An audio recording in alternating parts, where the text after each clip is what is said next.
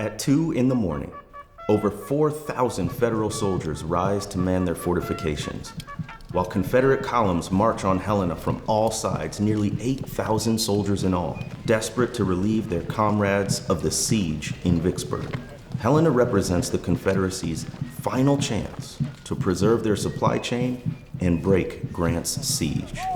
Forward! For the next few hours, this peaceful and prosperous river town would become the theater of agony and death. By sunset, the fate of the Confederacy and the future of the South would be sealed along the bluffs overlooking the river in Vicksburg and Helena. In the summer of 1863, stakes were high for the Confederacy. Due to Union blockades all across the South's coastline, a small section of the Mississippi River, protected by Vicksburg and Port Hudson, was all that connected the Confederacy's forces and supplies. Jefferson Davis called Vicksburg the nailhead that holds the South's two halves together. President Lincoln declared Vicksburg is the key to winning the war. And Vicksburg was under siege. For over a month, General Grant had surrounded the city with his forces, preventing any food or supplies from entering. Citizens fled into the caves. Scurvy decimated the rebels. Everyone was starving. Confederate Lieutenant General John C. Pemberton, cut off entirely from Richmond, could surrender any day. If that happened, the Confederacy supply chain would be decimated, their forces divided in two, and their defeat would be only a matter of time. Desperate to relieve Vicksburg, Jefferson Davis demanded something be done to divert Federal forces away from the city, and in the eyes of Richmond, there was only one possible target: Helena. That mission would fall to Confederate Lieutenant General Theophilus Holmes, an anxious commander with a spotty record on the battlefield. Holmes, who was based in Little Rock, struggled to make up his mind on whether to attack. For weeks, as the siege on Vicksburg wore on, Richmond pressed the issue and Holmes resisted, terrified that he could not move against Helena and leave Arkansas's capital city undefended. The South Secretary of War, James Seddon, turned to Major General Sterling Price to press the request upon Holmes. Price agreed that Helena was essential to the Confederacy's survival and made his case with Holmes. My troops are in excellent condition. If conducted with celerity and secrecy, our forces will succeed. Still, Holmes did not feel ready. That is until Brigadier General John Marmaduke reported recent efforts to reinforce Vicksburg has seriously depleted the garrison at Helena. They are vulnerable. Perhaps this was the redemption Holmes had been waiting for, a chance to prove his worth after those blunders back east. I believe we can take Helena, he telegraphed his superior with unusual optimism. Please, let me attack it. Lieutenant General Smith's reply came a few days later: most certainly, do it.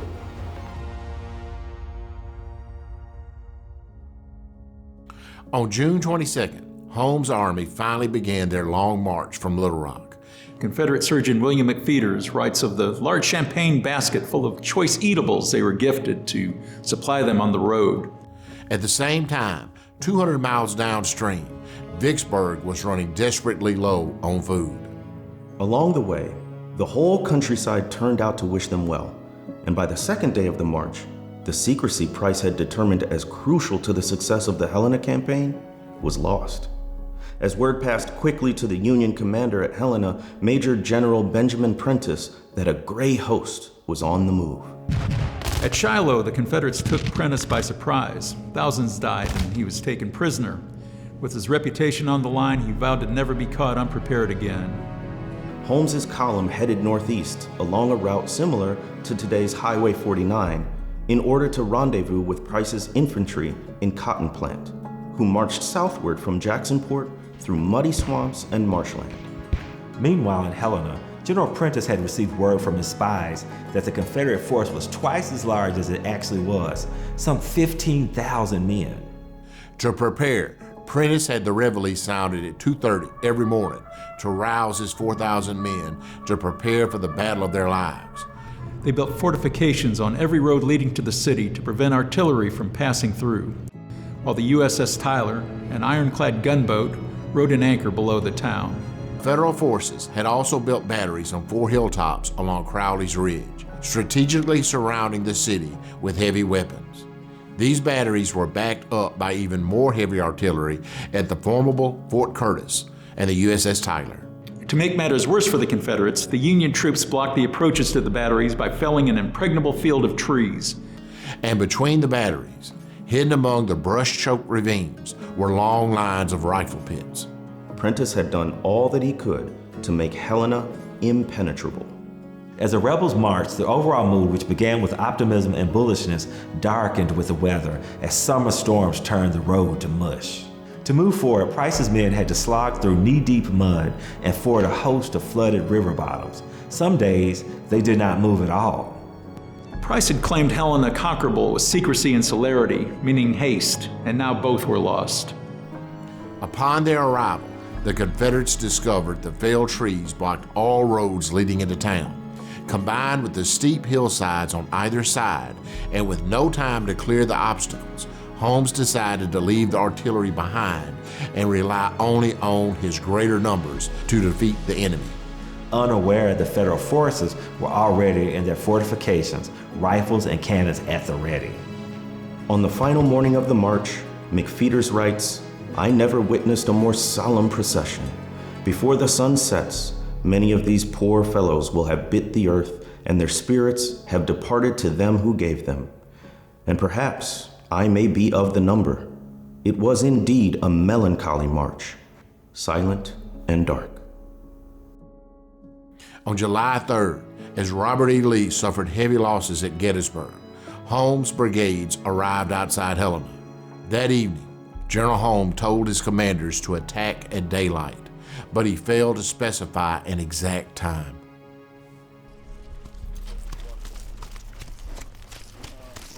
At 3 in the morning, the first firing broke out along the picket line. Fort Curtis fired warning shots to alert troops of the pending attack.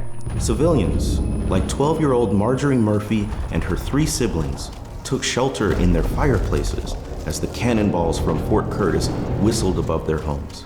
Earlier that morning, General Fagan had ordered Colonel Brooks, who commanded the 34th Arkansas, to flank Battery D from the south, while his regiments assaulted the battery straight on. By 4 in the morning, Fagan began the assault on Battery D.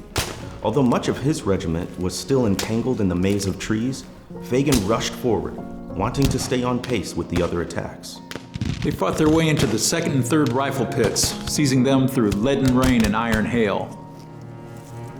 As Fagan fought his way toward the rifle pits, Colonel Brooks began his raid on the contraband camps, referring to the emancipated slaves who sought asylum behind Union lines. Brooks' men killed 3 African Americans and captured 8 others, but were halted by the 35th Missouri and 2nd Arkansas of African descent, a regiment of emancipated slaves who fought for their freedom with courage and grit. Marmaduke began his assault on Battery A at 4:30, about a half hour late due to the detour of bad roads and downed trees. However, Marmaduke's men struggled to make a direct advance on the battery. So Brigadier General Lucius Walker, whose orders were to support Marmaduke, failed to press the attack, effectively offering no substantial support. Meanwhile, while fog obscured the view from Fort Curtis, the Confederates amassed their troops in front of Battery C, but Price, for some reason, waited to advance. At 6 in the morning, the U.S.S. Tyler's heavy artillery announced the coming of dawn with a heavy bombardment on Colonel Brooks. Now with enough daylight to direct its 8-inch shells on the flanking cavalry, the U.S.S. Tyler was able to force Brooks to withdraw his advance. An hour later, Fagan's men, tired but determined, advanced on Hindman Hill, successfully taking the 4th Rifle Pit. But while the Battle of Battery D wore on, Price still had not attacked Battery C. As a result, Fagan's men bore the main weight of converging Union fire from Battery D and Fort Curtis. 3 hours after they attacked, they are finally forced to retreat. As the fighting continued, Marjorie Murphy and her siblings could hear the cries of the wounded, the shriek of shells, and the rattle of musketry. Her father, Dennis Murphy, told her to grab a bucket of water. As they left their home, Marjorie saw things she would never forget. She and her father parched the lips of soldiers with gaping wounds from which blood streamed, and she watched with grief as the fallen were carried in sheets and blankets to an old church, which was improvised as a hospital. At 8 in the morning, 4 hours after Fagan's initial assault, Price's men finally began their assault on Battery C, also known as Graveyard Hill. After being repelled twice, Price's men regroup and make one final assault and overrun the Union forces on Battery C and plant their flag. But soon their progress is halted as the remaining batteries, Fort Curtis and the U.S.S. Tyler, pound Battery C with heavy artillery. The Confederates took cover as some of their fellow soldiers were blown apart by 8-inch shells. General Holmes saw two options: charge or retreat. Victory would save his career and legacy, while a retreat would cement his reputation as a failure. After capturing Battery C, General Holmes, breaking the chain of command, enters Battery C and gives one of General Parsons' colonels a direct order: attack Fort Curtis. Parsons' colonel complies, charging into the heart of the enemy. The loss of life for the Confederates was immense. At 9 a.m., Parsons informs Holmes the attack on Fort Curtis is futile. His brigade, originally over 1,100 men, has been whittled down to 400. Although Price's men took Battery C, the small victory was too little and it came far too late. With Marmaduke unable to advance at Battery A, Walker having refused his order to flank the enemy, Fagan repelled from Battery D, left alone in the rifle pits, and Brooks unable to break through from the south, his cavalry no match for the U.S.S. Tyler and the brave Arkansas 2nd who held their ground, Holmes ordered a general retreat. By 10:30, all Confederate armies retreated from Helena, leaving behind large groups of soldiers stuck in the ravines and brush. All skirmishing between the fleeing Confederates and pursuing Union troops was over by mid-afternoon. The battle, which had so much on line for the Confederates, had been won by the Union with ease. In total, the Union dealt 1,614 casualties to the Confederates, while only losing 239 of their own troops. General Prentiss had avenged his capture at Shiloh in a most one-sided fashion. As Holmes's army retreated, Pemberton stood under an old oak tree in Vicksburg, signing General Grant's terms of surrender. In 24 hours, the Union had defeated Lee at Gettysburg, repelled the Confederacy's last major assault in Arkansas, and conquered Vicksburg, turning the tide of the war for good.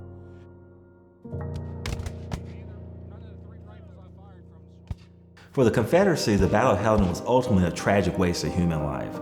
What began as a mission to alleviate Vicksburg and regain control of the Mississippi River ended in a poorly coordinated and executed attack against an extremely well-prepared Union force. For the Union, Helena became the rallying point for a new offensive across Arkansas. Within 10 weeks, they had taken the capital of Little Rock and put Confederate forces in Arkansas permanently on the run. In the eyes of history, Prentiss redeemed himself from his mistakes at Shiloh, while the legacy of Holmes, now remembered for his hesitation, anxiety, and poor judgment, was sealed with the Confederate soldiers now buried in Helena. During the war, Helena became a destination for many slaves who sought emancipation. The numbers of refugees were so great, General Prentiss formed freedom camps along the river to lodge and assist in the meeting of needs. These freedom camps became the impetus for the growth of a black middle class in Helena during Reconstruction. For white residents, Union control meant peace and protection. While cities such as Vicksburg and Atlanta were decimated by war, Helena's residents, homes, and infrastructure were all spared. In the decades to come, Helena's white residents would prosper financially, building homes and downtown streets that were the envy of Arkansas. After the war, African Americans in Phillips County had increased educational and political opportunities during Reconstruction. The Quaker-founded Orphans Asylum, which later became Southland College, was the first college for African American teachers in the area. One of his graduates, Abraham Miller, would go on to join the state legislature, becoming president of the Pastors Union of Arkansas, and helped create the National Baptist Convention, the largest denomination of black Christians in the history of our nation. The battlefield is hard to recognize today, as the wild hardwoods along Crowley's Ridge have grown up around the battlefield's rifle pits and batteries. But our Civil War sites, including Fort Curtis, Battery C, and Freedom Park, as well as the Moore Horner House and the Depot Museum, create a trail of historical exploration and education that bring this story to life. We hope you take the time to visit each of these sites, as well as other places of interest, such as the Helena Museum, which is one of the oldest museums in the state. the Confederate Cemetery, are historical markers in Court Square Park and Helena's River Park, where the U.S.S. Tyler won the day. Thank you for watching the Battle of Helena.